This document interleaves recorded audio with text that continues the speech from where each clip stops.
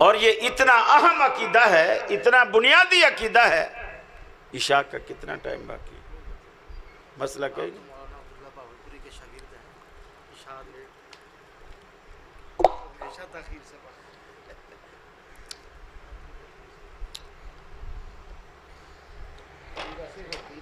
अब आपको पता चला जो मैंने आपको जो सुभान अल्लाह रुकवाया है, उसका कोई फायदा हुआ है? बात जब तक खामोशी से ना सुनी जाए, तवज्जो से, वो समझ नहीं आती बात। हाँ, आप घर में अब जाके दिल में कहना सुभान अल्लाह, यहां खामोशी से बात को सुनो, तवज्जो से सुनो। बल्कि एक जगह ये जो इब्तदा में मैंने दुआइया अशार पढ़े हैं, पंजाब ही का कोई शहर था, वहाँ मैंने ये अशार पढ़े। तो अभी मैं एक मिसरा ख़त्म करूँ सुभान अल्लाह, दूसरा मिसरा ख़त्म करूँ सुभान अल्लाह। मैंने कहा मौलवियों ने आपकी इतनी आदत ख़राब कर दी है कि अब आपको ये भी पता नहीं कि ये आमीन कहने की जगह है या सुभान अल्लाह कहने की जगह। भी दुआ के बाद आमीन कहते हैं ना, वो सुर जो देखी ना, सुर, तो सुर पे सुभान अल्लाह, दुआ पे आमीन नहीं है, सुर पे सुभान अल्लाह। अल्लाह के बंदो, थोड़ा बालिग हो जाओ, बालिग। अब आप बच्चे नहीं हो, बालिग हो जाओ, ज़हनी तौर पर, अक्ली तौर पर, फिक़ही तौर पर, फहम के एतबार से अपने अंदर से वो बच्चे निकालो। अब आप जवान हो, माशाअल्लाह, जवान हो, और ऐसे ही गुफ्तगू सुनो और ऐसे ही गुफ्तगू पल्ले बांधो। मुझे अच्छी तरह याद है, सिंध में एक प्रोग्राम था, ईसा खेल से एक साहब आए थे, नाम मेरे जहन से निकल गया, ईसा खेल से, अहले हदीस आलिम थे। तो वो जो अताउल्लाह ईसा खेलवी की जो ज़ुबान है ना, सेम वही तर्ज, वही अंदाज, उसने तकरीर की। हमारे साथ कराची से बहुत सारे लोग गए, और वो गुजराती थे, इंडियन गुजराती। और गुजराती एक अलग बोली है, ज़ुबान है जो बोली जाती है। जैसे किसी से पूछना हो भी आप कैसे हो, तो बोलते हैं के एम छो, कैसे हो, के एम छो, मजा मछे, यानी अल्हम्दुलिल्लाह मज़े में हूँ, शुक्र है, इस तरह। तो वो या तो गुजराती जानते थे या उर्दू जानते थे, और कोई ज़ुबान उनको आती नहीं थी। अब हम बहुत सारे साथी कराची से इकट्ठे गए, मैंने देखा ये गुजराती सारे उसकी तकरीर पे झूम रहे हैं। मैंने दिल में सोचा, मैंने क्या इनको तो समझ ही कुछ नहीं आ रहा, तो ये किस बात पे झूम रहे हैं।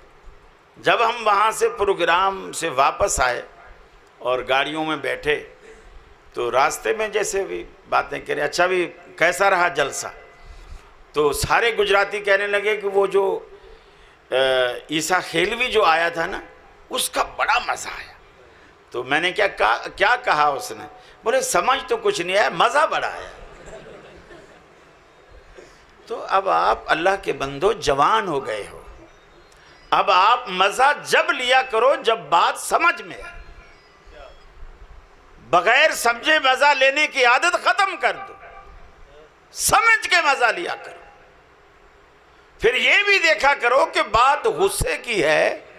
अब हो सकता है वो बरेलवी हो, सुर में वहाबियों को गालियां दे रहा हो, और आप बोलो सुभान अल्लाह, कितना मज़ा। तो आप कुछ बात को समझा करो, समझने के बाद फैसला किया करो कि इसका जवाब क्या है। और ये जो तौहीद इतना बुनियादी अकीदा है, इतना बुनियादी अकीदा, अभी दुनिया भी नहीं बनी थी, दुनिया का वजूद ही नहीं था। ऐसी सूरत हाल में अल्लाह ताला ने आदम अलैहिस्सलातु वस्सलाम को एक ख़ास शक्ल में बनाया, और फिर उसकी पुश्त से क़यामत तक जितने लोग आने वाले थे सबको निकाला। फरमाया वइज़ अख़ज़ रब्बुका मिन बनी आदम मिन ज़ुहूरिहिम। वो वक्त याद करो, वो पल याद करो, वो लम्हा याद करो जब अल्लाह रब्बुल आलमीन ने आदम अलैहिस्सलातु वस्सलाम की पुश्त से तमाम दुनिया में आने वाली इंसानियत को निकाला, और निकालने के बाद उनसे एक सवाल किया, लस्तु बिरब्बिकुम, मुझे बतलाओ क्या मैं तुम्हारा रब हूँ कि नहीं, मैं तुम्हें दुनिया में भेजने वाला हूँ, तुम दुनिया में मेरे मेहमान बनोगे, मैं तुम्हारा मेज़बान हूँगा, तरह तरह की नेमतें तुम्हारे दस्तरखान पर चुन दूँगा, ज़मीन को बिछोना बनाऊँगा तुम्हारे लिए, आसमान को छत बनाऊँगा तुम्हारे लिए, दरिया मुतलातिम और समंदर मौजज़न होंगे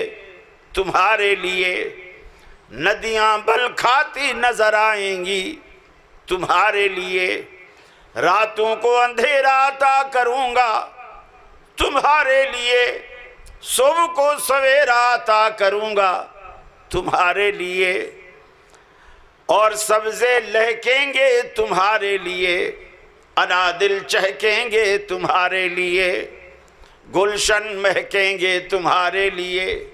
अलस्तु बिरब्बिकुम, मेरी ये नेमतें इस्तेमाल करने के बाद बतलाओ किसको अपना माबूद मानोगे, किसके आगे